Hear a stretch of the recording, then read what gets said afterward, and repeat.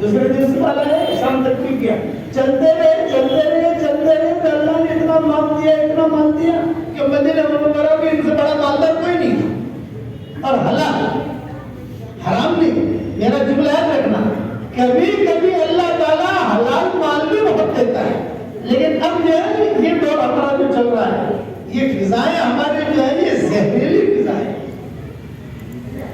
اس زہریلی فضاؤں کے اندر کہیں نہ کہیں سود آ جاتا ہے، کہیں رشوت آ جاتی ہے، کہیں دھوکہ آ جاتا ہے، کہیں خبر آ جاتا ہے، وہ مال جو ہے حرام اس میں داخل ہو جاتا ہے۔ تو عبد الرحمن ابن عوف بہت بڑے مالدار بنے، بہت بڑے مالدار، اللہ نے اتنا مال دیا عبد الرحمن ابن عوف کو۔ عبد الرحمن ابن عوف کہتے تھے کہ میں نے جو ہے یہ تجارت کرتے ہی یہودیوں سے سیکھی۔ یہودی بڑے تاجر ہوتے ہیں، بہت بڑے تاجر ہوتے ہیں، اب بھی ان کی تجارت ساری دنیا میں کرتے ہیں۔ وہ تو حضرت عمر کو اللہ جزائے خیر دے، انہوں نے ایک یہودی مسلمان ہوا اور حضرت عمر کے ہاتھ میں مسلمان ہوا، حضور زندہ تھے اس وقت، حضور صلی اللہ علیہ وسلم زندہ تھے، اور حضور کے تشکرے میں ان کو دعوت کرو، ان کو دعوت کرو، جو دعوت دیتے تھے۔ تو حضرت عمر نے اس کو سمجھایا، وہ سمجھا کر وہ مسلمان ہونے کے لیے آیا، مسلمان ہو بھی گیا۔ راستے میں حضرت عمر کے ساتھ چل رہا تھا تو حضرت عمر سے اس نے کہا کہ دیکھو مسلمان تو ہوں، لیکن میرے پاس اتنا مال ہے کہ شاید دنیا میں مجھ سے بڑا مالدار کوئی نہیں ہوگا۔ یہ مدینہ کا قصہ ہے، اس سے بڑا مالدار کوئی نہیں ہوگا۔ بس میں حضور صلی اللہ علیہ وسلم کی خدمت میں جا کے اتنا کہنا چاہتا ہوں کہ حضرت مسلمان ہو گیا ہوں اور میرا مال جو ہے یہ اسلام کے لیے وقف ہے، قیامت تک جتنے مسلمان آئیں گے سب اس میں بانٹنا۔ یہودی نے کہا، حضرت عمر نے کہا بیٹھ تو یار جذباتی آدمی ہے کہ کون سب رکھے گا اتنا، تو بیٹھ اور پوچھا کرتا ہے کہ حضور سنت کہنا ہے تجھے جو دینا ہو وہ دے دینا، لیکن اگر تو ساری دنیا کے مسلمانوں کو پارٹنر بنائے گا تو حساب کتاب کون رکھے گا؟ بنگلور کا حساب کتاب کون رکھے گا؟ حیدرآباد کا کون رکھے گا؟ اور یہ مدراس کا کون رکھے گا؟ ساری دنیا کا۔ حضرت عمر نے روکا اس کو، تو بعض صحابہ کہتے ہیں حضرت کیوں روکا؟ آنے دینا تھا، بھلا جاتا حکومت کا، بولے نہیں بھلا ہو جاتا لیکن حساب کون رکھتا؟ مسئلہ یہ ہوتا ہے کہ حساب کون رکھتا؟ حضور کی خدمت میں آئے، مسلمان ہوئے، حضور صلی اللہ علیہ وسلم نے فرمایا ہمیں تمہارے مال کی ضرورت نہیں ہے، ہمیں تمہاری ضرورت ہے، تم دن کا کام کرو۔ یہی چیز حضور صلی اللہ علیہ وسلم نے سراقہ ابن مالک سے کہی کہ سراقہ مجھے تیرے مال کی ضرورت نہیں ہے۔ جب حضور صلی اللہ علیہ وسلم ہجرت کر کے جا رہے تھے تو یہی سراقہ ابن مالک نے کہا مجھے آپ چھوڑ دیجیے، میں جو ہے پرچہ لکھ دیتا ہوں، بہت بڑا تاجر آدمی ہوں میں، اور وہاں پر جو میرے غلام باندیاں ہیں، یہ لکھ لیجیے، وہاں سے لے لیجیے مال جتنا چاہیے ہجرت کے زمن میں، اب میں مجھے اس کی ضرورت نہیں۔ تو میں قصہ سنا رہا ہوں تو ہمارے نام حلال مال جتنا بنوایا چھپکے اللہ سے کیا کہو کہ اللہ طوطے والی دینا، چوہے والی مت دے، طوطے والی دینا، چوہے والی مت دینا، چوہے والی سے بچانا۔ اگر خدا نہ خواستہ چوہے والی روزی آپ نے اپنے اولاد کی جڑوں میں داخل کی تو یہی اولاد آپ کی نافرمان کرے گی، یہی اولاد آپ کو دھوکہ دی۔ اور اگر اللہ کو روٹ دے گیا تو یاد رکھنا یہ دین آدمی کو اوپر لے جاتا ہے۔ وَأَوْرَثَكُمْ أَرْضَهُمْ وَدِيَارَهُمْ وَأَمْوَالَهُمْ وَأَرْضًا لَّمْ تَطَئُوهَا وَكَانَ اللَّهُ عَلَىٰ كُلِّ شَيْءٍ قَدِيرًا۔ ابو ہریرہ کیا کہتے تھے؟ ابو ہریرہ کہتے تھے کہ سنو اپنے شاگردوں کو طوطے والی روزی کا قصہ سناتے تھے۔ طوطے والی عبد الرحمن ابن عوف کی ملین طوطے والی، عثمان غنی کی ملین طوطے والی، اور ابو ہریرہ کی ملین طوطے والی۔ اور کیسے ملی؟ شاگردوں کو کہتے تھے ارے شاگردوں میرا قصہ معلوم ہے تم کو؟ ان کے شاگرد بہت تھے۔ فرمایا ایسا سنائیے، یہ فرمایا کہ انی کنت اجیرا لبسرا بنت غزوان، میں غزوان کی بیٹی بسرا کا غلام تھا۔ یہ بول رہے ایک لڑکی تھی، اس کا نام تھا بسرا، بہت مالدار تھی اور کمائی تھی، کسی سے شادی نہیں کرتی تھی۔ تو قبیلی دوست وہ رہتی تھی. ابو ہریرہ کے قبیلی دوست تھے. تو وہ ابو ہریرہ کہتے تھے میں غریب آدمی مل گئی تو روزی نہ ملی تو روزہ. یہ میری زندگی تھی. ابو ہریرہ کہتے تھے تو میں دھندا ڈھونڈتا تھا. دھندا مجھے دھندا کرنا آتا نہیں تھا. تو لڑکی نے کہا کرے گا کام کرے گا تو ہاں صاحب کروں گا. اتنے دینار دوں گی. ٹھیک ہے صاحب. سارا کام کرنا پڑے گا گھر کا. ٹھیک ہے صاحب. میری زندگی کا اکثر حصہ بسرا کے ملاقے میں گزرا. اب ہوتا رہا اور مجھ پر بہت ظلم کرتی تھی. کبھی کبھی تھپڑ بھی مارتی, کبھی کبھی جوتے بھی مارتی. سیٹھا دی کواری سفر میں نکلتی تو خالد قبلہ کہتی تھی دیکھ کل سفر پہ جانا ہے, سارا خاندان چل رہا ہے میرے ساتھ, سب کے لیے کھانا بنانے کی ذمہ داری تیری ہے. سنا سب کے کپڑے دھونے کی ذمہ داری تیری. میں کہتا تھا یس سر یس سر یس باس یس باس. یہ بولے اپنے شاگردوں کو کہتے سب کے کپڑے میں دھوتا تھا, سب کے کھانا میں بتاتا تھا, اور تاجر کے بعد سب کے لیے پانی اٹھا اٹھا کے میں لاتا تھا. پانی منہ میں چلانا پڑے میں لاتا تھا. اور یہ لوگ گھاٹ اچھا سب کے خیمے لگا رہے میرے آل ان ون. میں وہ تھا اب وہ رہتے. اور کبھی کبھی یہ مسرا بولنے ہوتی تو میری مذاق بھی کرتی تھی. اب وہ رہنے کہتے سب کو بٹھائے دیکھ میں نے اس کو چھیڑ دی, مجھے کو آ گیا لوٹے کو چھیڑ. اب وہ آجا یہاں آ جاؤ سامنے. میں سامنے آتا ہاں آپ آ کیا کہہ دی. یہ اٹھنی کھڑی فخلعنا علیہ برکب علی الناقہ. یہ جملہ کہتے ہیں فخلعنا علیہ برکب علی الناقہ, یعنی تیری جتیاں نکال اور اونٹنی تو بٹھاؤں گی نہیں. یہ اونٹنی کھڑی ہے, کھڑے کھڑے اونٹنی پر سوار ہو جا. اونٹنی پر بیٹھنا ہو تو اس کی ترتیب یہ ہوتی ہے اونٹنی پر بٹھاؤ, پھر اونٹنی پر بیٹھو, پھر اونٹنی کھڑی ہو, پھر چلی. ایسے کھڑے کھڑے اونٹنے پر تو بیٹھ نہیں سکتا. تب ہو رہا ہے کہتے تھے آرڈر ہوتا تھا اس کا, اگر نہ مانو تو ڈیوٹی نوکری سے نکال دی. مسلمان تو میں ہوا نہیں تھا, اسلام تو بات نہیں آیا میرے پاس. تو میں دور سے دوڑ کر اونٹنے پر چڑھنے کی کوشش کرتا. کبھی چڑھ جاتا, کبھی گر پڑتا. جب گر پڑتا تالیاں بجاتے تھے گر پڑا گر پڑا گر پڑا گر پڑا. یہ میری حالت تھی. اب وہ لیکن میں خیر ڈھونڈتا تھا, اے اللہ کب تک اس کی غلامی میں زندگی گزاروں گا, کب تک. اللہ کا اس کی شادی ہو جائے تو میری جان چھوٹے, کسی بیٹا شادی کر لیں گے تو میری جان چھوٹے, کسی اور کی غلامی میں چلا جاؤں.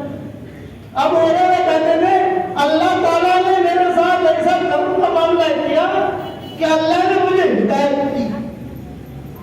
تو پھر ابن عمرو الدوسی کے ہاتھ پر میرے بڑے دوست کہتے تو فیل ابن عمرو الدوسی یہ شاعر تھے, اور دوسرا قصہ ہے ان کا میں مختصر سمجھا رہا ہوں. میں طوطے والی روزی سمجھا رہا ہوں. کون سے روزی کھانی ہے بھائی اپنے کو؟ چوہے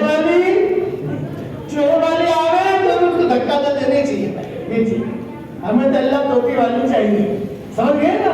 اب وہ کہتے تھے کہ اللہ نے مجھے ہدایت دی, مسلمان ہوا. مسلمان ہونے کے بعد میں مدینہ منورہ پہنچا. میں نے سب سے پہلے حضور صلی اللہ علیہ وسلم کو دیکھا. اب ہریرہ کا قصہ اس لیے میں سناتا ہوں کہ اب ہریرہ کو آپ سب پہچانتے ہو, روزانہ حدیث میں پڑھتا. اب ہریرہ نے یہ کہا, اب ہریرہ نے یہ کہا, تو وہ کون تھے وہ سمجھا رہا ہوں. حضور کو میں نے دیکھا, ارے وہ کیا چل رہا ہے. مسلمان ہوا. اب کوئی کھاتا نہیں. میرے ساتھ میری ماں بھی مشرکہ.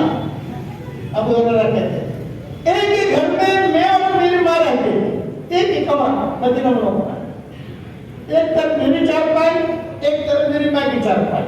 میں مسلمان ہو گیا تو میں نمازیں پڑھتا تھا, اور میری ماں جو ہے کافرہ مشرکہ تھی, وہ خود کی پوجا پاٹ کرتی. مجھے کیسے دن مجھ پر گزرے ہوں گے, کون لڑکی دے مجھ کو, تو میرے پاس کچھ بھی نہیں.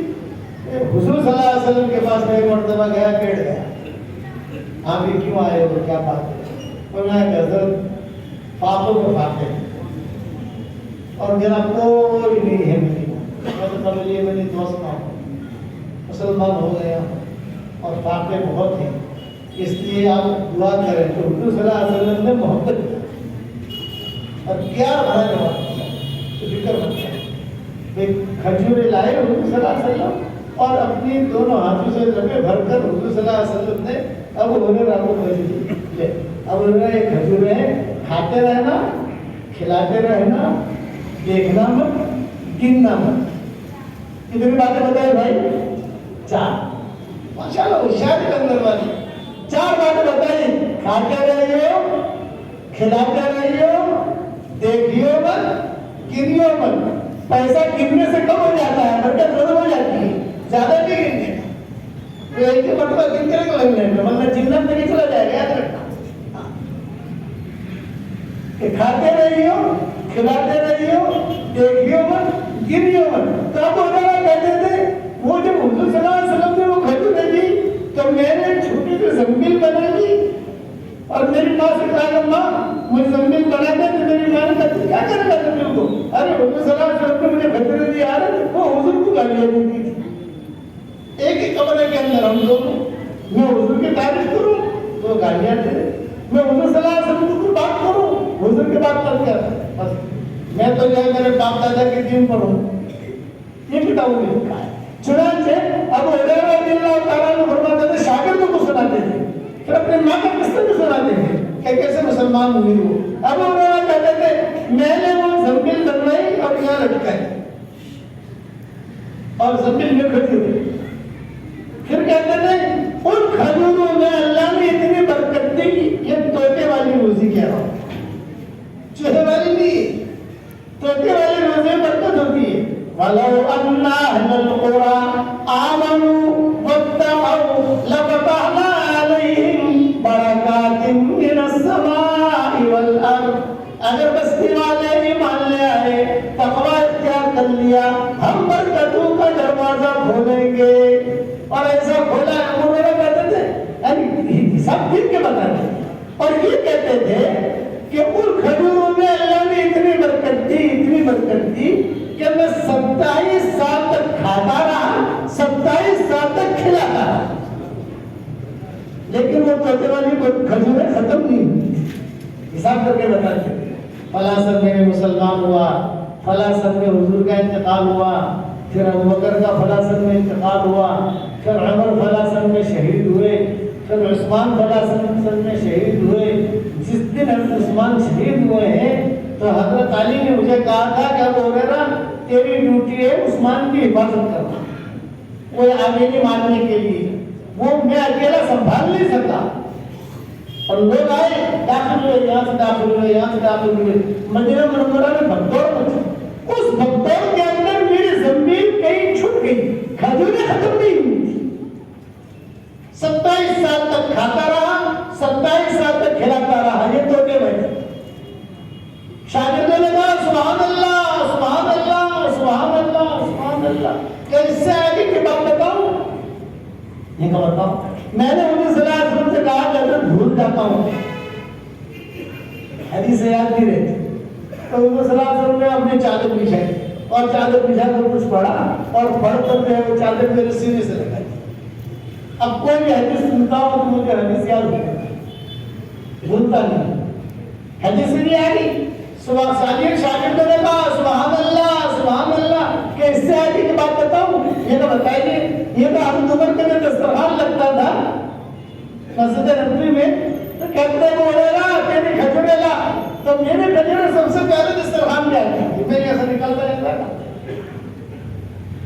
کھجوریں ختم ہی نہیں ہوتی کہ سبحان اللہ شاگرد کہہ رہے ہیں۔ اس سے آگے کی بات بتاؤں؟ یہ کیا بتاؤں؟ یہ ہو رہا کہ لوگ میرے پاس حدیثیں سننے آتے، لائن لگتی تھی، فلاں حدیث فلاں حدیث فلاں حدیث فلاں حدیث، تو لوگ حدیثیں بھی سنتے تھے اور میں جو ہے ان مسافروں کو جو سننے کے لیے آئے اپنے زمین میں ہاتھ ڈال کر کھجوریں دیتا تھا۔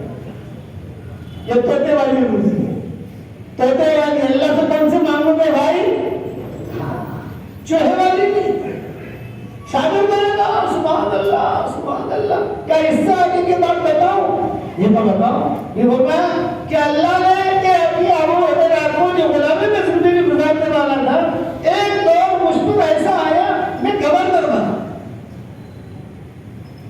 جب گورنر بنا تو بسرا کو پتا چلا کہ میرے غلامی میں زندگی گزارنے والا گورنر بن گیا، تو اس نے مجھے لا میرج کا خط لکھا. سمجھ گئے بھائی؟ ہنستے ہو نا؟ اس زمانے میں تو آگے ہو رہا تو گورنر بن گیا. میں اس سے شادی کرنا چاہتی ہوں. اب وہ کہتے تھے میں مستقبل میں بیٹھا ہوا اور قبیلے بچوں کے قبیلے دوست کی تھی، قبیلے اپنے دوست سے قافلے آئے اور ایک نے کہا بسرا نے خط بھیجا ہے. جہاں کہا بسرا نے خط بھیجا ہے تو میرے جو ہے وہ دھڑکن شروع ہوئی. پتا نہیں کیا خط آیا ہوگا، پتا نہیں. تو پرانے زمانے میں تو بہت مارے کھائی ہے نا، پرانے زمانے میں تو بہت حالت رہے ان کے ساتھ. ارے میں نماز پڑھ کے دیتا ہوں تو جلدی دے دے ابھی تاکہ میں شانتی سے نماز پڑھ سکوں. تو دیکھ بسرا کیا خط ہے. وہ جہاں خط پڑھا تو اس میں لکھا تھا میں نے یہ سنا ہے میں قبیلے والی دوست میں ہوں اور میں نے یہ سنا ہے کہ اللہ نے مجھے گورنر بنایا ہے. میں چاہتی ہوں اب تک کماتی ہوں اور میں چاہتی ہوں کہ میں تیرے ساتھ نکاح کروں. اب وہ کہتے تھے کہ یہ خط کا تذکرہ میں نے کسی کے سامنے کیا نہیں. کسی نے پوچھا ماں کو بھی نہیں بتایا؟ آرے نہیں ماں کو بتایا تھا تو ٹینشن. ماں تو مشکل تھی، ماں تو مسلمان بنی. بزرگ زمانے میں مسلمان تو ہو گئی جو اس آتا ہے ان کا خط لمبی تفصیل ہے، کسی کو بتایا نہیں. کیا کروں استخارہ کرتا شادی کا پیغام تم نے دیا ہے اور میں جانتا تھا کیسے مزاج کی ہے، ٹیڑھی ٹیڑھی ہے، پتہ نہیں بیوی بن کے آئی ہے کیا ہوگا. پھر اس کا خط آیا. قبیلے کے دوست کو اتنا دور نہیں تھا، قافلہ آنا شروع ہو گئے. یہ قافلے جو ہے ہر جگہ سے یہ مدینہ منورہ ایک مرکزی جگہ تھی، مکہ مکرمہ ایک مرکزی جگہ تھی. یہ کبھی قافلے آتے تھے تو وہ جواب جب گیا نہیں بسرا کو دوسرا خط بھیجا. ارے آپ نے جواب نہیں دیا، پہلے تو کرتی تھی اب آپ کہہ رہی ہیں آپ نے جواب نہیں دیا. اب ہریرہ نے کہا میں کیا کروں؟ تو کسی نے کہا کیا نہیں کرے، کچھ کھوئے نظر آتے ہو، بات کیا ہے؟ ارے بولے وہ بسرا ہے جس کے غلامی میں میری زندگی گزری ہے، اس نے نکاح کا پیغام بھیجا ہے. اب میں بڑا پریشان ہوں. کوئی ٹینشن مت لے، شورا ہے نا اپنی اس میں بات رکھ. شورا کی وہاں شورا کی بات رکھ. چنانچہ ابو ہریرہ نے شورا والوں نے بات رکھی. شورا والوں نے کہا کہ کون سی بسرا؟ ابو ہریرہ نے کہا بیوی بسرا. سمجھ گئے؟ سب کو معلوم تھا کہ ان کی غلامی میں زندگی گزار کے آیا ہے. اس سے تو سب کو بتاتے وہ میرے والی بسرا جو میری پڑھائی کرتی تھی اور کہتے تھی فقدہ نالے پر قبال ناکا. تو وہ جو امیر صاحب تھے فیصل انہوں نے کہا کر لے شادی کر لے اور کر لے. اب وہ کہتے تھے مجھے تو ایسی خوشی ہوئی لیکن شادی کا سمجھ میں ایسی بات کیوں خوش ہو جاتا ہے مجھے اس لیے بغیر مشورے کو کیسے کروں؟ یہ مشورے والوں کے ساتھ رہنا ہے. ہمارا مولانا یونس پورا صاحب مولانا یونس پورا والوں کا نام سنا ہوگا رحمۃ اللہ علیہ، اللہ ان کے قبر کو نور سے منور فرمائے.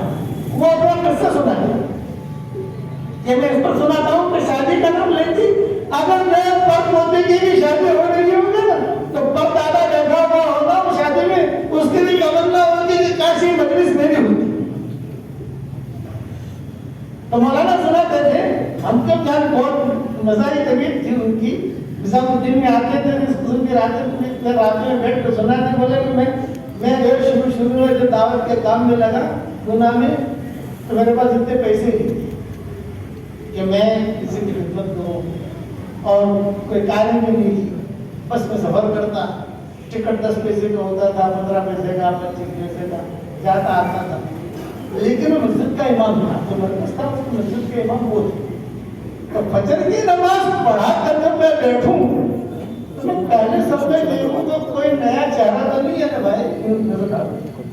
جیسے رمضان کے مہینے میں حافظ لوگ دیکھتے ہیں تراویح پڑھانے سے پہلے ارے کوئی سفیر تو نہیں آیا، کوئی نیا چہرہ تو نہیں ہے، خود پہ نکال لگا ہوا ہے. تو مولانا کہتے تھے فجر کی نماز کے بعد روزانہ میں بیٹھوں تو میں دیکھوں کیا اگر کوئی نیا چہرہ دکھائی دیا تو میں گھبراتا ہے اللہ یہ پتہ نہیں کہاں سے آیا ہوگا، کیا بات رکھے گا. اور اگر کوئی نیا چہرہ نہ دکھائی دیتا تو میں کہتا الحمدللہ اس کو ایک مرتبہ 4 آدمی 4 نئے چہرے دیکھے میں نماز پڑھا کے فارغ ہو گیا, دعا ہو گئی, ایک یہاں سے آیا, ایک یہاں سے آیا, ایک یہاں سے آیا, ایک یہاں سے آیا. مولانا السلام علیکم, مولانا السلام علیکم. بھائی تم کہاں سے آئے؟ کہا میں ناندیڑ سے آیا. یہ آپ مالک ہو؟ آپ یہ کہ میں پونا سے, یا پونا کے اخیر علاقہ وہاں سے آئے. بھائی تم کہاں سے آئے؟ کہا میں احمد نگر سے آیا. اچھا ناندیڑ, پونا, مالیگاؤں, احمد نگر سے کیوں آئے ہو؟ یہ لوگ حضرت مشورے کے لیے آئے ہیں, اور یہ کہ مشورے میں یعنی ہمارے وہاں تھوڑے مسائل ہیں, تو مالیگاؤں میں مسائل ہیں, ان کے یہاں مسائل ہیں, ان کے یہاں مسائل ہیں. تو حضرت مولانا فرماتے میں کہتا بھائی دیکھو تم لوگ آئے ہو فجر کی نماز کے بعد, میرے پاس ناشتہ کرانے کے پیسے نہیں ہیں, میرے پاس ناشتہ کرانے کے پیسے نہیں ہیں, لیکن تم کو اگر ناشتہ کرنا ہے کہ نہیں کرنا ہے بتاؤ. ہمارا ناشتہ تو کرنا ہے, بھوک لگی ہے, پوری رات بس میں چل کر آئے ہیں. تو دیکھو میرے پاس تو پیسے نہیں ہیں, لیکن تمہیں سیٹنگ کر کے دیتا ہوں, تمہارا ناشتہ ہو جائے گا. حضرت بتاؤ, ادھر بڑے میاں بیٹھے پانی میں قرآن پڑھ رہے ہیں, ان کی داڑھی بھی ہو رہی ہے, دیکھ رہے ہو, ان کے بعد تم چاروں چلے جاؤ, اور چاروں جا کر میرا سلام کرو. تو اس سے میں جواب دیں گے وعلیکم السلام, گھبرانا مت. ان کا جواب سن لینا, گھبرانا مت. وہ کہیں گے آپ بتاؤ کہ وہ قرآن بند کریں گے, اور قرآن بند کر کے بتاؤ کون اور کہاں سے آئے ہو. تو تم صرف اتنا کہنا کہ ہم نے یہ سنا ہے کہ آپ کی بیوی کا انتقال ہو گیا ہے, تو ہم چاروں الگ الگ شہر سے آئے ہیں, آپ کے لیے رشتہ ہے. مالیگاؤں میں بھی ایک لڑکی ہے, اور ان کے یہاں نگمار میں بھی ایک ہے, احمد نگر میں بھی ایک ہے, اور پونا میں بھی ایک ہے. اور ماشاء اللہ خوبصورت بھی ہے, پیسے بھی ہے, صحت بھی ہے ماشاء اللہ. 2 متعلقائیں ہیں, 2 بیوائیں ہیں, وغیرہ وغیرہ. تم اتنی بات کہنا تمہارا ناشتہ ہو جائے گا. یہ مولانا ہے. اب وہ میرے مان سلام علیکم مولانا بیٹھے بیٹھے کہتے تھے, میں دیکھتا رہتا تھا, سلام علیکم السلام, کیوں آئے ہیں تم لوگ؟ میں کہا حضرت ہم نے ایسا سنا ہے کہ آپ کو بیوی کی ضرورت ہے, تو ہم نے سنا کہ بھی سوچا کہ آپ کا نکاح کرا دیں. ان کے وہاں بھی ایک لڑکی ہے, ان کے یہاں بھی ایک ہے, ان کے یہاں بھی ایک ہے. خاموش ہو, شراب پڑھو, باہر ہوٹل میں جا کر ناشتہ کرتے ہیں, پھر بات کرتے ہیں. تو مولانا کہتے تھے جب ہم ناشتے کا نام میں سن لیتا تھا تو میں کہتا چلو بھی ناشتے کا کام تو ہو گیا, اب دوپہر تک تو رکیں گے نہیں, مشورہ کر کے چلے جائیں گے. تو بولے کئی لوگوں کے میں نے ناشتے کروائے, اب وہاں ناشتے کے لیے بیٹھے تو کہے بھائی جلیبی لائیو, اور ملائی بھی لانا, اور وہ کباب بھی لانا, اور سر ہاں بتاؤ. اب یہ باتیں کرتے ہیں جو یہ تو آئے تھے کسی اور کام سے, ناشتہ ہو گیا, ناشتے کے بعد کام بنا نہیں. تو مولانا کہتے تھے مہینے کے بعد بڑے میاں میرے پاس آئے, یہ کہا ارے مولوی یار جتنے آتے ہیں سب شادیاں کرانے آتے ہیں, روزانہ 2-4 آتے ہیں, میں ان کی دعوت بھی کرتا ہوں, اور شادی کی بات بھی کرتے ہیں, اور کوئی شادی میں کرا کے دیتا نہیں, پتہ نہیں کون کرتا ہے یہ. تو حضرت نے فرمایا کہ یہی بیچتا ہوں. تو شادی ایسی چیز ہے, نکاح ایسی چیز ہے کہ آدمی کی نیند اڑ جاتی ہے, آپ سمجھے گی نہیں. اب انہوں نے کہتے تھے وہ خط لکھ رہی تھی, میں نے شرح میں بات رکھی, شرح والوں نے منظور کر لیا کہ وہ شادی کر. اب میں اس کو پیغام کیسے پہنچاؤں, وہ سیٹنگ کرنے لگا. میں یعنی خبر کیسے دوں. میں سوچتا تھا مدینہ منورہ میں لوگ آتے ہیں, میں تو کہاں کا ہے, تو کہاں کا ہے, ارے کبھی اپنے دوست کا کوئی ہے کہ نہیں, ہاں آج آیا ہے لیکن ابھی مسجد نبوی میں پہنچا نہیں ہے, ٹھہرا, یہ کہاں کا ہے. میں ڈھونڈنے کے لیے نکلتا اور اس کو پکڑ کر لاتا, بھائی تم کب جا رہا ہے کبھی کوئی دوست. میں تو سلام پڑھنے آیا حضور صلی اللہ علیہ وسلم, 2-3 دن رہوں گا اور میں چلا جاؤں گا. وہ دوسرا کو جانتا ہے, دوسرا ہاں ہاں سکھانی ہے, پورے گاؤں کا خرچہ وہی اٹھاتی ہے, وہ مانتا ہے, پورے گاؤں کا خرچہ وہی اٹھاتی ہے, اور سب ہر آدمی جانتا ہے. یہ میرا خط دے دیا, بہت اچھا. اب حضرت نے کہہ دیا الحمدللہ, شورا والوں نے منظور کر دیا, اب تو مدینہ منورہ آ جا, اب تم دونوں کا نکاح ہو جائے گا. اب انہوں نے خود سناتے اجی انتے کن کو اجیر البسرا بن کے رضوان, توتے والی روزی, یہ توتے والی اللہ کا حکم پورا کرنے کا دلیل نہیں. اب انہوں نے کہتے ہیں اللہ نے مجھے وہ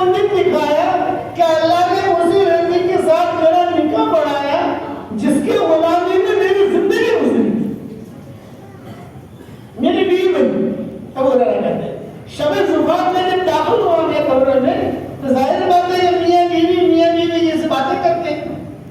ارے کرتے نہیں کرتے یار, آدمی تو بیوی والے ہو, آدمی ہاتھ پکڑتا ہے, بات کرتا ہے, کچھ چھیڑتا ہے. اب انہوں نے کہتے ہیں میں نے بھی اس کو چھیڑا اور ایک جملہ تھا, ارے مسرا تمہیں یاد ہے فخلا نالے مرکب النامہ, یہ کہا فخلا نالے مرکب النامہ, یہ جملہ یاد ہے. تو مسرا ہنسی, پتہ نہیں کرتا وہ ہنسی اور اس نے کہا ہاں مجھے یاد ہے, لیکن ان دنوں کے مقابلے میں آج کی رات اچھی ہے, آج اللہ نے مجھے بیوی بنایا.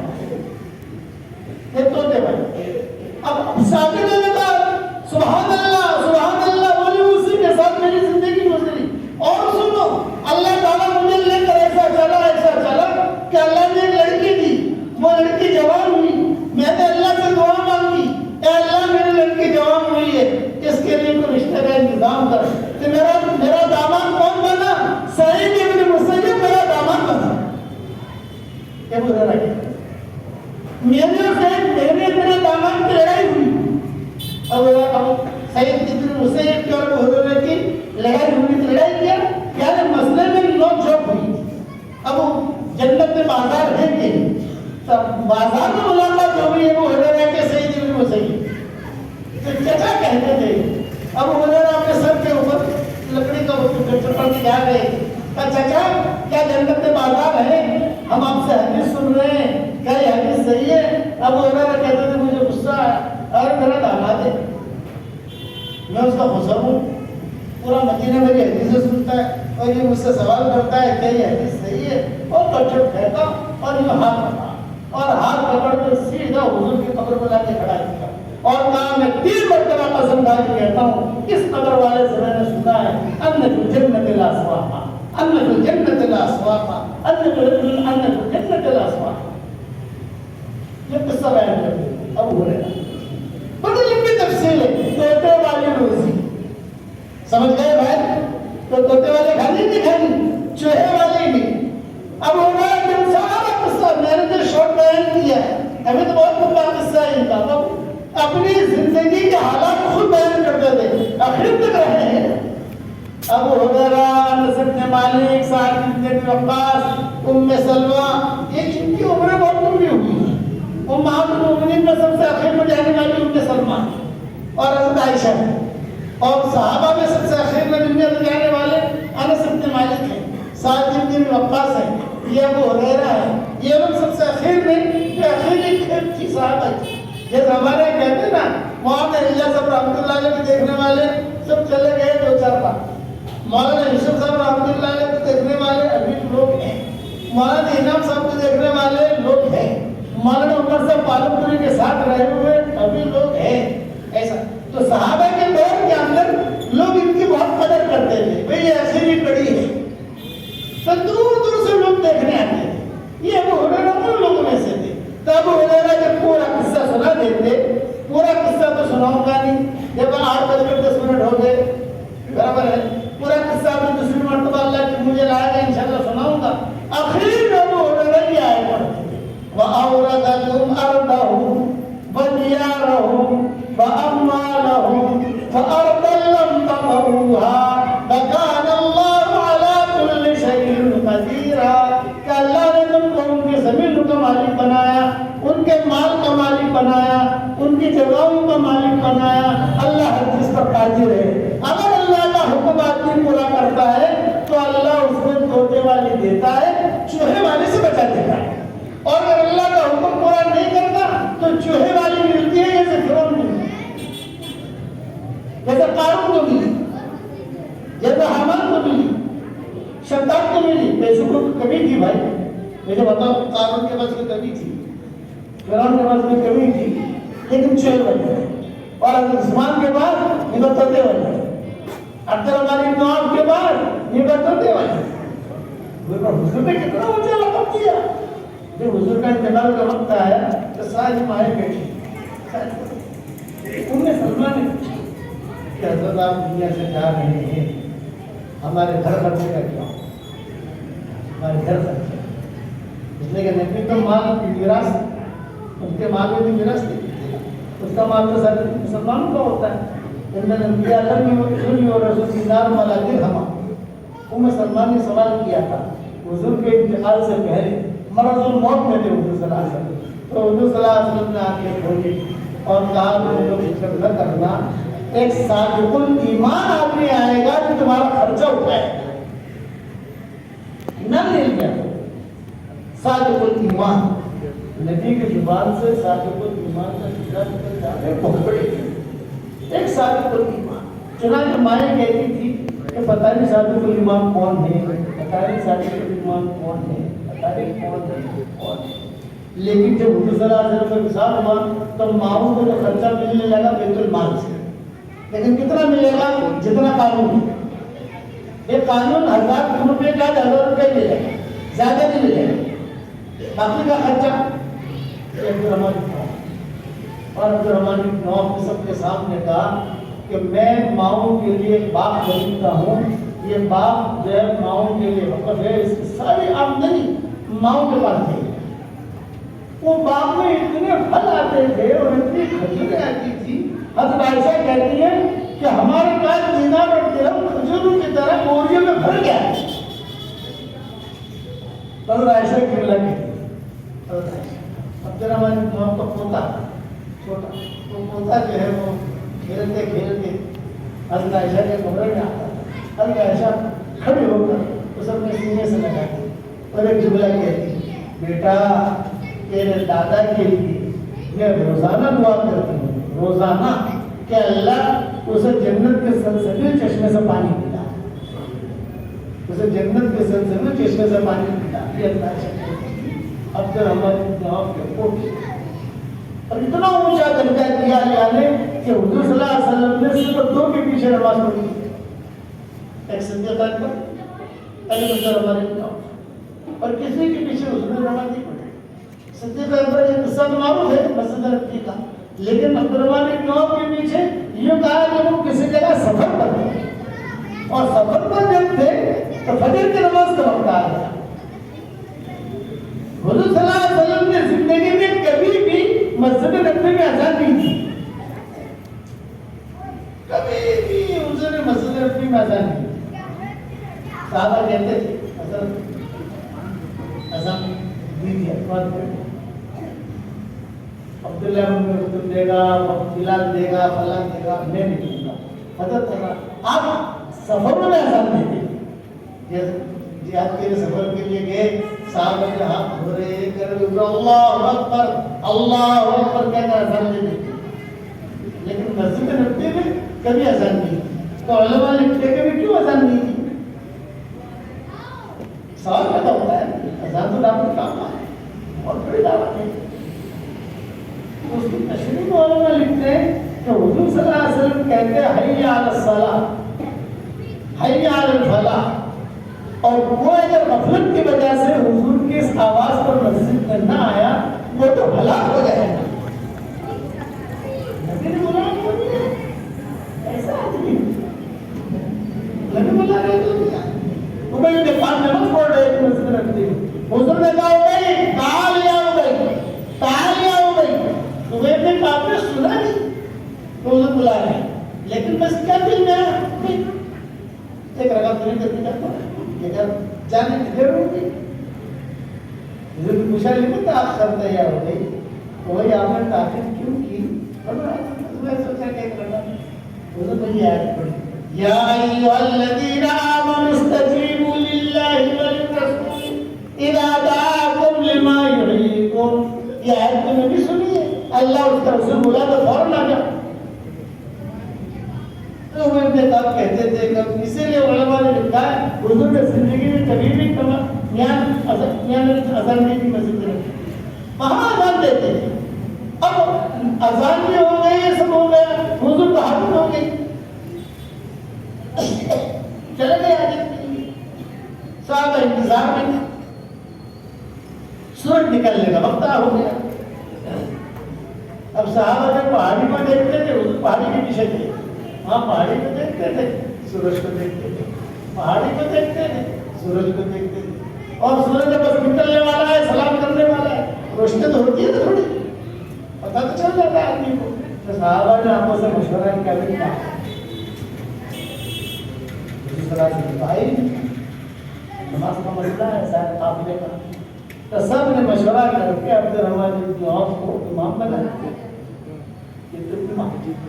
اب کیا اقامت ہو گئی اور اقامت کے بعد عبد الرحمن بن عوف اللہ اکبر جہاں اللہ اکبر کہا اور سامنے پہاڑی کے اوپر سے حضور آ گئے۔ اب عبد الرحمن بن عوف کہتے تھے کہ میں تو سر پٹا کیا کروں، یعنی ظاہری بات ہے کہ حضور تو آ گئے، یہاں اللہ اکبر کہی اور حضور صلی اللہ علیہ وسلم آ گئے، کیا کروں کیا کروں۔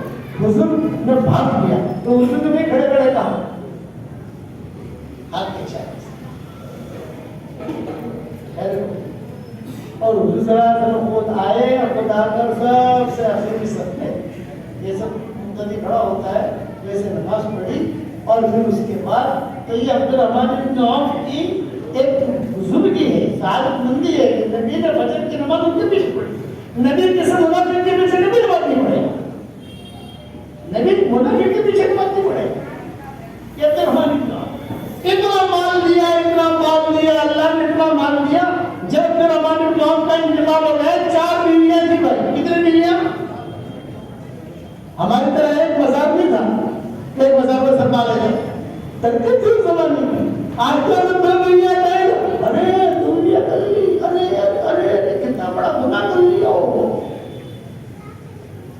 سوچ بدلو، سوچ شریعت کیا ہے وہ دیکھو، صرف وہ قومی رہ گئی نہیں، شریعت کیا کہتی ہے وہ دیکھو، سوچ بدلو اپنی۔ 4 بیویاں تھی تو اب صحابہ انہوں نے وصیت کی تھی، میں نے سب کو دے دیا ہے لیکن سونا بھرا ہوا ہے، اس کو کاٹ کاٹ کے تقسیم کرنا۔ چنانچہ کتابوں میں لکھا ہے جو ہتھوڑیاں لائے گی، پھاوڑے لائے گے، کدالیاں لائے گی، اور وہ سونا توڑ توڑ کر بیویوں کو دیا، اتنا سونا نکلا کہ وہ کدالیاں جو تھی وہ بھی ٹوٹ گئی، جسے توڑتے تھے نا وہ بھی ٹوٹ گئی۔ توتے والی روزی، توتے والی آتے تھے تو ہم مشورہ بیٹھتے تھے مسجد نبوی میں اور پیشاب کے لیے جاتے تھے، غلام اور باقیاں کھڑے رہتی تھی، آپ بھی کھڑے ہوئے، حضرت مال آیا ہے شام سے اور بہت اچھا مال ہے، اگر آپ اجازت دیں تو خرید لیں۔ بسم اللہ، تو پیسہ تو کیسے خرید لیا۔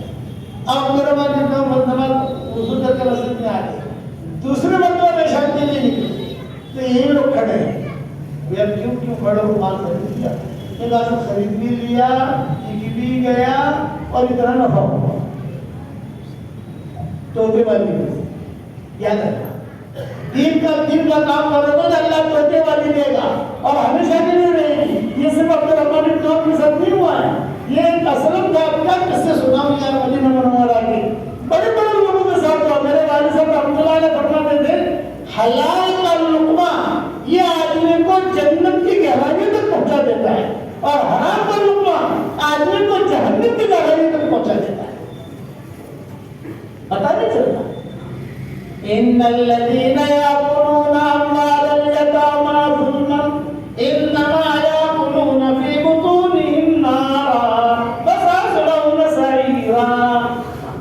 اس لیے میں کہتا ہوں میراث برابر تقسیم کرو، میراث برابر تقسیم کرو، میراث برابر تقسیم کرو، اس میں ڈنڈی مت مارو۔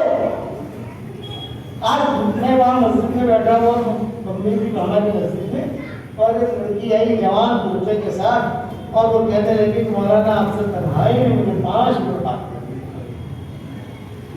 میں نے کہا بیٹا میں تنہائی میں کیسے بات کروں؟ نہیں آپ سب کے سامنے بات کرو لیکن میں اور آپ سوچیں اور کوئی نہیں سنے۔ ہاں یہ تو ہو سکتا ہے۔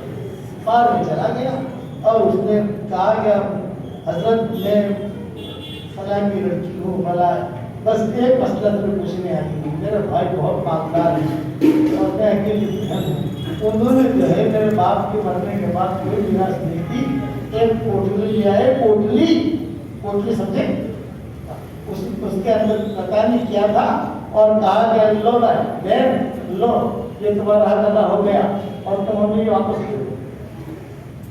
ایسا کہا میں بہن میری شادی ہو چکی ہے، شوہر میرا کمزور ہے، میرے بچے ہیں، اب انہوں نے میرے ساتھ ایسا کیا تو میں کیا کروں؟ میں نے کہا میں تمہارے خاندان کو پہچانتا ہوں، تو فکر نہ کرو، میں آپ لوگوں کے یہاں آتا ہوں، تمہاری ہوٹلیں ہیں، میں سب کو جانتا ہوں، وہ میرا بہت عزت بھی کرتے ہیں۔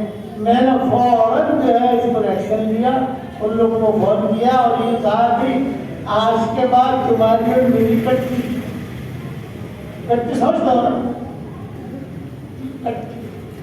ہمارا کیا ہوا؟ ارے میں نے کہا یار تمہاری اتنا پیسہ تمہاری بہن کے ساتھ نہیں معاملہ کیا۔ اب وہ گھبرائے، مولانا کو پتہ کیسے چلا؟ بہن میں کیا کرتا؟ میں نے کہا تمہاری بہن بھی کہا ہے بھائی، اللہ کو منہ دکھانا ہے کہ نہیں دکھانا؟ کتنا بھرو گے تم؟ مرنا ہے نہیں مرنا؟ مولانا ہم کہتے ہیں برابر انہوں نے دیا۔ میں نے یہی آپ پڑھ کے سنے، ان الذین یاکلون اموال الیتامی ظلما انما یاکلون فی بطونہم نارا۔ یہ چوہے والی روزی، بہنوں کو میراث نہ دینا چوہے والی روزی ہے، کسی کا حق مارنا یہ چوہے والی روزی ہے۔ اتنا ہم مسئلہ ہے میراث کا کہ ہر چیز کے بارے میں اللہ تعالیٰ نے سب اتباع نماز پڑھو، یہ نہیں کہا عشاء کی 4 پڑھو، اللہ نے نہیں کہا فجر کی 2 پڑھو، اللہ نے نہیں کہا، حدیثوں میں کہا عشاء کی 4، ظہر کی 4، عصر کی 4، فجر کی 2، مغرب کی 3، یہ حضور نے بتایا۔ روزہ رکھو، آرڈر اللہ نے دیا، کیسے رکھو، کیا کرو، وہ ساری تفصیل حدیث سے بتائی۔ میراث کا مسئلہ ایسا ہے کہ میراث کے مسئلے میں اللہ نے حساب کر کے بھیج دیا، کمپلیٹ حساب کر کے، اس لیے اللہ جانتے ہیں کہ اس کے اندر ڈنڈی ماریں گے لوگ۔ حضرت صدیق اکبر کا جب انتقال کا وقت قریب آیا، حضرت عائشہ بیٹھی ہوئی رو رہی، ابو اشعار پڑھ رہی تھی، اشعار، اب وہ اشعار تو سنا تھا نہیں، حضرت عائشہ بیٹھی ہوئی اشعار پڑھ رہی تھی صدیق اکبر کے انتقال پر، اور کہا کہ ابو میں نے آپ کے لیے فلانا کفن تیار رکھا ہے، تو صدیق اکبر نے کہا کہ یہ کفن تو زندوں کے لیے زیادہ حقدار ہے، اتنا اچھا کپڑا مجھے پرانے کپڑے میں کفن دے دینا۔ پھر صدیق اکبر نے اپنے انتقال پر کیا وصیت کی؟ بیٹا میں دنیا سے جا رہا ہوں، میرے مال میں جو میراث ہے نا، جتنے وارثدار ہیں ان سب کا حق کا خیال رکھنا، اور میری بیوی حمل سے ہے، ایک بیوی ان کی حمل سے صدیق اکبر کا انتقال ہوا، میری بیوی حمل سے ہے، وہ پیٹ میں جو بچہ ہے اس کا بھی حساب میں نام رکھ لگا۔ حضرت عائشہ نے پوچھا لڑکے کے اعتبار سے رکھے کہ لڑکی کے اعتبار سے رکھے؟ فرمایا اگر تمہیں پیسوں کی ضرورت ہے اور اکاؤنٹ لے لینا، لیکن جب بچہ پہلے لڑکی پیدا ہو تو لڑکی کے اعتبار سے، لڑکا پیدا ہو تو لڑکے کے اعتبار سے، اس کا بھی حق ہے، اس لیے کہ جان پڑ رہی ہے پیٹ کے اندر، اور حشر کے میدان میں اللہ اس سے بات نہیں کرے گا، تو بڑی ہی اور ہمارے یہاں معمولی باتوں پر بیٹیوں کو، چھوٹے بھائی کو یہ نظر انداز نہیں، چوہے والی روزی مت کھانا بھائی۔ اور جب والوں یہ مضمون تو بڑے لمبے مضمون ہیں، اردو ہماری شریعت کو اردو میں میراث ہوتی ہی نہیں تھی، یہ تو قصے ہوئے حضور کے اخیر عمر کے اندر، جب حضور کے اخیر عمر میں قصے ہوئے تب یہ بھی میراث کے آیت نازل ہوئی، اور ابن ثابت کا قصہ ہوا، فلاں کا قصہ ہوا، فلاں کا قصہ ہوا۔ بس آج کا میرا سبق یہ ہے، توتے والی روزی کھانی ہے، چوہے والی روزی اللہ کا زور سے تو بہت ناراض کیوں ہوتے ہو؟ نہیں کھانی، آگے تو بھی چھوڑ دینا ہے، کرو گے انشاءاللہ۔ اب میں آپ لوگوں کو یہ ہدیہ دینا چاہتا ہوں،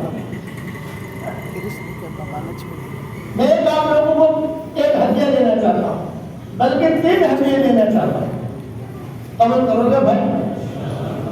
نمبر 1، جتنا مجمع آیا ہے وہ مکاتب کی آقا جی کا ذکر ہے، کیوں کہ حالات بہت بدل رہے ہیں، اس میں ہمارے جو چھوٹے چھوٹے بچے ہیں ان کی ایمان کی حفاظت مکاتب میں ہے۔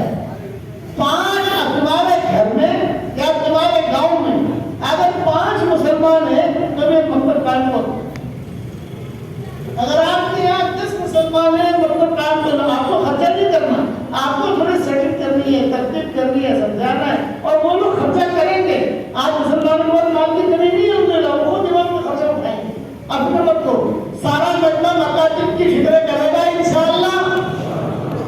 عید کے بعد انشاءاللہ یہ بھی توتے والی روزی ہے، مقاصد کی فکر کرنا یہ بھی توتے والی روزی ہے۔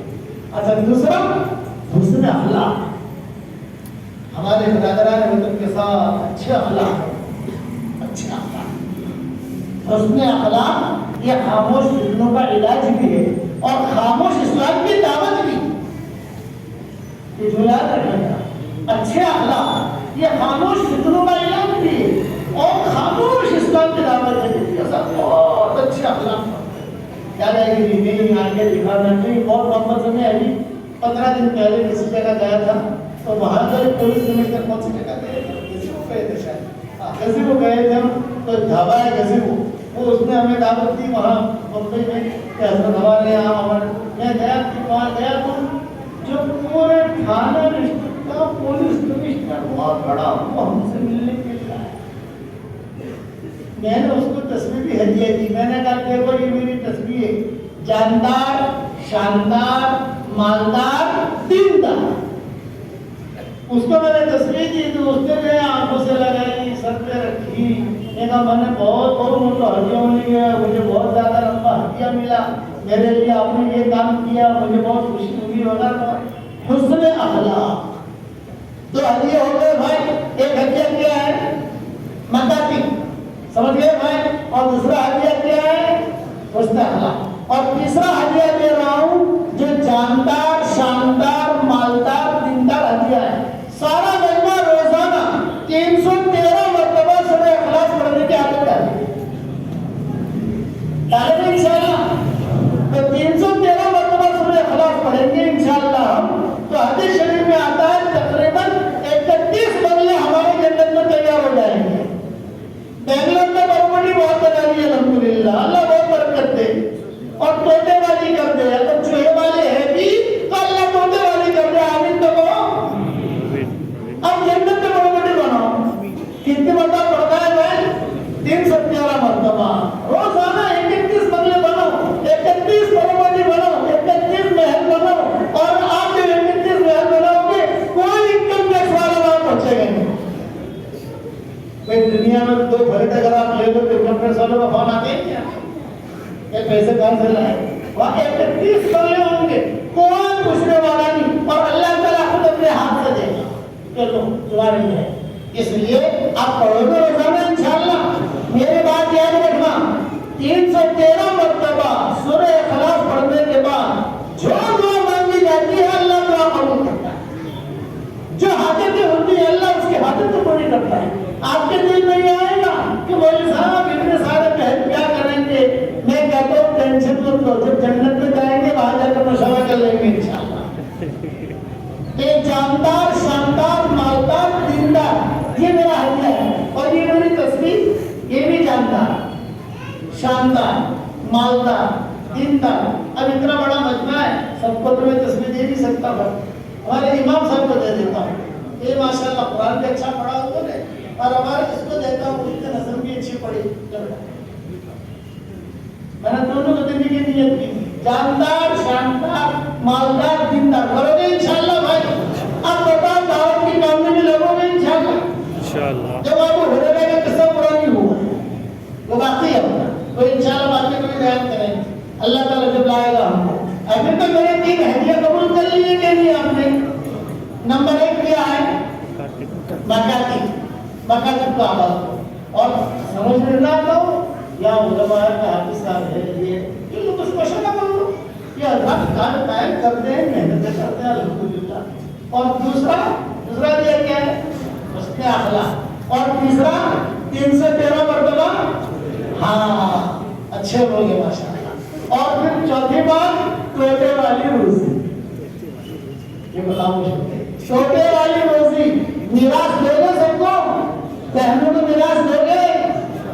دیکھو یہ میراث میں گڑبڑ جو ہے ہندوستان والے، پاکستان والے، بنگلہ دیش والے کرتے ہیں، اور کچھ گڑبڑ کرتے ہیں ترجمہ، عرب لوگ نہیں کرتے۔ عرب لوگ تو بتی میں ہم دیکھتے ہیں جہاں باپ کا انتقال ہو بتی بھی حساب کر لیتے ہیں، ہمارے سامنے حساب کرتے ہیں، بتی نہیں یہ بھی ہوگا، स्वभाव है, उसके सेकंड में तरतीब करने में, कब्जा करने में मैंने अपने आंखों से देखा। और वो कहते हैं कि हजरत मैंने जहर साहब उनके दिल बहुत बड़े हैं, हमारे दिल हम तो 1 लाख के लिए झगड़ते हैं बहन से, ये गड़बड़ हमारे यहाँ है मीरासी। अल्लाह माफ फरमाए, आपके यहाँ क्या है मुझे पता नहीं, अल्लाह करे कि अच्छा हो सारा मामला, लेकिन मैंने कह दिया अकल के लिए इशारा काफी है। आप जितना भी चूहा वाली जमा करो उसमें कीड़े ही पड़ेंगे, वो उजाड़ लाएंगे, और मोटे वाले चाहे कम हो अल्लाह उसको बरकत देगा। तो कौन से रोजे खाने अपने मोबाइल, चूहे वाले अल्लाह से कहना अल्लाह पाक चूहे वाली से हिफाजत कर, अल्लाह चूहे वाली से हिफाजत कर, अल्लाह ताला हम सब की चूहे वाली से हिफाजत करे, और मोटे वाले अल्लाह हमको दे। मैंने अरबों को देखा, वहाँ हमारे से पहचान वाले अरब बहुत गुस्से होते हैं हमारे साथ। एक रात मेरे पास मस्जिद में मिट्टी में आया, मेरे पास आके बैठा, मैं पहचानता था उसको, उसका इंतकाल हो गया कैंसर क्या फिर बेचारे। उसने कहा मौलाना ये जो जमीन है मस्जिद रखने के तौसी हुई, मैं फर्ज के समान पर, और सब मामला हल हो गया है, मैं अड़ गया कि मुझे मेरा ये टुकड़ा देना नहीं। तो मलिक फर्ज खुद आए और सबको जमा किया, और सबको जमा करके कहा दिन में अल्लाह के सामने रोता हूँ और तुम्हारे सामने रोता हूँ, अच्छा रोया।